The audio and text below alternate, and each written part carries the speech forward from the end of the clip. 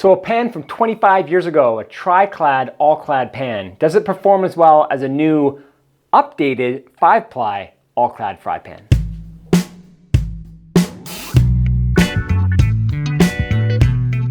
Hi, I'm Jed, this is Cook Culture.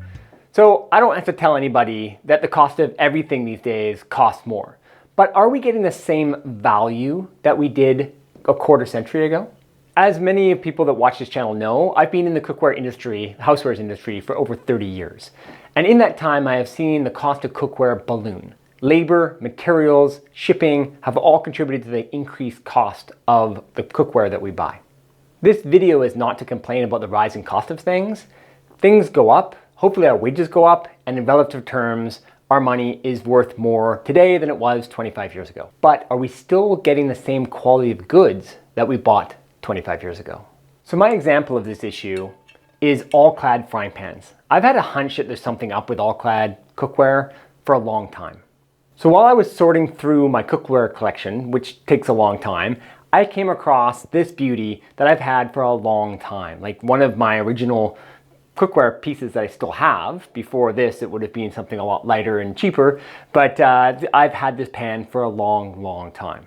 So this pan is before the time of D5 cookware, or 5-ply All-Clad cookware. At the time, there was the Try-Clad, which was the original of all All-Clad. That's where it started, was this pan here. So then in the mid-2000s, maybe the late 2000s, D5 was introduced on the market, and it was a smash hit. So the original Try-Clad, or what we now call D3, started to collect dust on the shelves, and D5 was all that we sold. It was sold in two different finishes, in a stainless brushed and stainless polished, and both of them have sold very well since their introduction. So in the old days, there wasn't any complaints about the Try-Clad. It wasn't that there was a problem with Try-Clad and that All-Clad introduced a 5-ply to solve a problem. They did solve a problem, but it was their own problem. This wasn't a consumer problem. You see, the patent of the original Try-Clad fry pan from All-Clad was going to wear out or expire. And they needed to have a replacement. So they had the Try-Clad, which was quickly going to be replicated by everybody. So they came up with the 5-ply, and this was their idea of how to take over sales. And from a retailer standpoint, that was where the push was for us. All-Clad themselves weren't really pushing Try-Clad whatsoever anymore. That's why it started to collect dust, because all marketing money went into the new 5-ply cookware. So 5-ply is an introduction of a stainless steel piece in the aluminum body. So the original Try-Clad is stainless steel with an aluminum core. And the 5-ply is the same, but in the aluminum core, they sliced in a piece of stainless steel. So there's one piece of stainless in there. The idea behind it was to distribute the heat more evenly, to slow the heat transfer through the pan and heat it more, just to distribute the heat more evenly. And that was mixed reviews. Some people really liked it. Some people definitely liked the added weight. They felt that it was better quality. But really from a performance standpoint, between the old one to the new one at the time of introduction, this was back in the kind of mid-late 2000s, it was kind of a mixed result in really the quality. But like I said, the marketing dollars were really pushed towards the D5 and the special pricing that we always got, and the push was in D5, and that's what sold at the time. So over the years, cost of cookware has gone up. My original All-Clad Try-Clad fry pan would have probably cost retail in Canada somewhere around $75 to $85, so maybe $50 to $60, $45 in the US. So in today's dollars, if you translate that in today's dollars, it's about $150 for this pan. And you can find a Try-Clad pan for anywhere around that same sort of money, $120, $150, depends on where you find it. This would probably equate to like $100 to $110 in the US.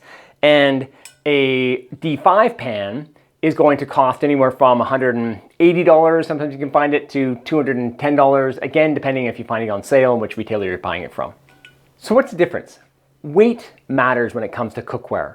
So a heavier piece of cookware should slow the heat transfer. You know, that's the concept behind putting the piece of stainless steel into the D5, is that it slows everything down. And does it work? It does technically work. Does it work as well as some people want it to work or they hoped it to work? That was really from each user was telling me different things back then. Some people loved it. Some people just felt, it doesn't really do much more, and they spent more money on it. So, that's the idea behind it, is that we're trying to get better quality and more weight, more material, more shipping cost. It all adds up to equate to bigger dollars.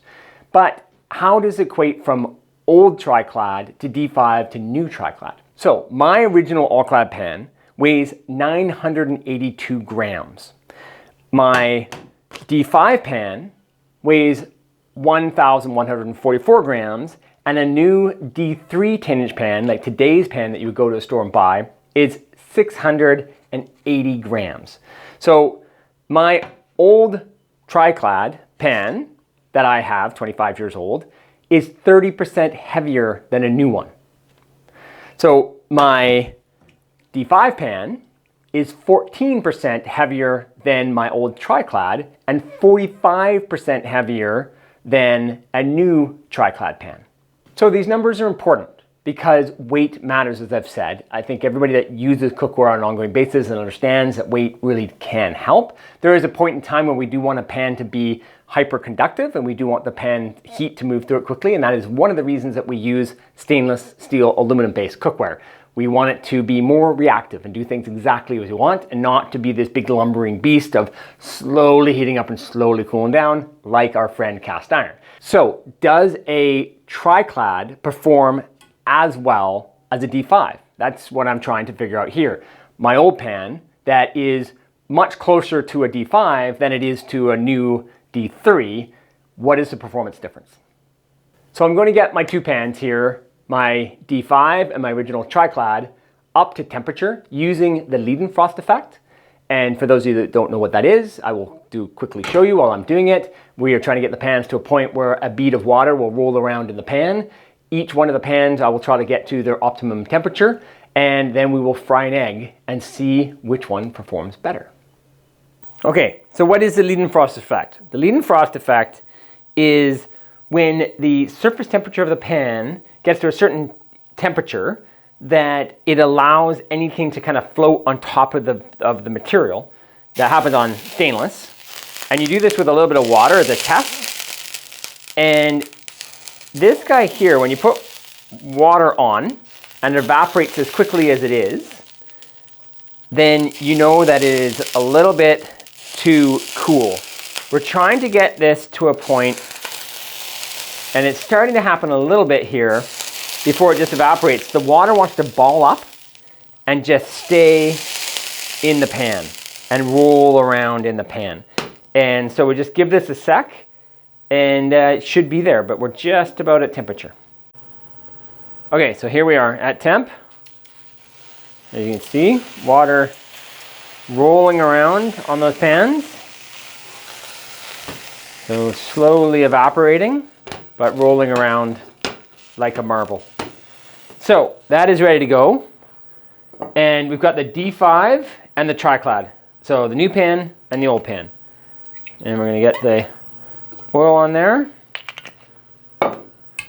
Okay, and get that all around, let that warm up a little bit. Got a little bit more oil on that side.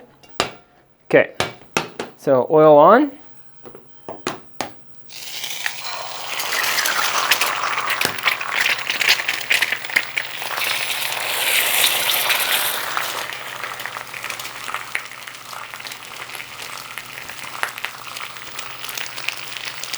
All right, so these are both on a 7, so they're both equal. They're quite reflective, so I'll try to get a measurement of them here. That one's 437, 382 over here. Not really that consistent. 435, 495. Yeah, so not totally consistent.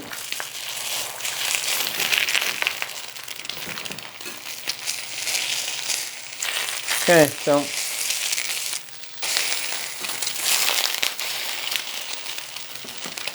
for some people I could have turned them faster. I know some people don't want them brown. Some people want them totally white. I could have turned them a little bit quicker than I did, and I turned the heat off on them.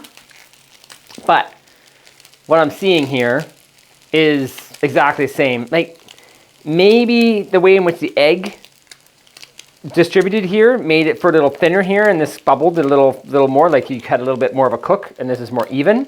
I think it's really just how I dropped the egg onto the pan. This was a little bit faster. This was a little bit more delivered. So, you know, I'm seeing things to be pretty equal and even on these two pans, right? You know, and relatively, you know, non-stick here, I would say. A little bit less so on my, yeah, a little bit more of sticking on my old pan, and a little bit less on the new pan. All right, so egg 1, egg 2, a little bit there, and we got a little bit more on here, right? So there they are. Okay, so there we go. So those two pans. I would say, you know, got a tiny bit of sticking. There could have been a little bit of residue on there. That was very, very minor. You know, the two eggs turned out to be pretty much identical. The cook time was identical. The heat was identical. I was getting, you know, this guy, my old one said it was a little bit cooler than the D5, which isn't super logical. I really have a hard time trusting the reflective surfaces when I'm using any sort of infrared gun. I was just doing it out of just humoring everyone. So what I was trying to get at here was, you know, are these two pans the same?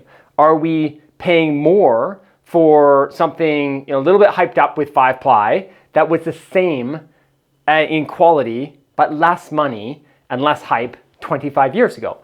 So this is, I think, has been an interesting comparison. I wanted to know, and I think these guys are really the same. A 25-year-old D3 is really the same to me as a brand new D5. But the next one, I think, to test, what do you think with a old Try-Ply against a new Try-Ply? Would that be something you're interested in? Let me know in the comments below. I hope this video was helpful. Any comments, any questions, please let me know. Thanks.